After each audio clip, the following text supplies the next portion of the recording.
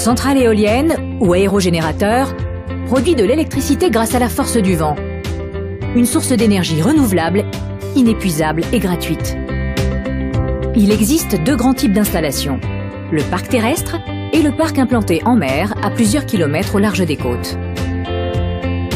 En haut du mât de l'éolienne, qui peut mesurer jusqu'à 120 mètres, l'hélice, appelée aussi rotor et composée en général de 3 pales, se met à tourner sous l'effet d'un vent d'au moins 10 km/h.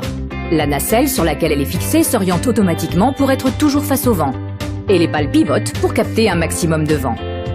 Si le vent dépasse 90 km/h, l'éolienne s'arrête automatiquement de fonctionner pour des questions de sécurité. Dans la nacelle, l'hélice fait tourner un axe.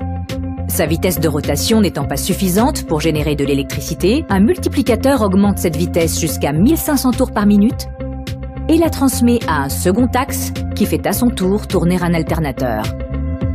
Dans l'alternateur, l'interaction entre les électroaimants du rotor, la partie mobile, et les bobines de fil de cuivre du stator, la partie fixe, produit un courant électrique.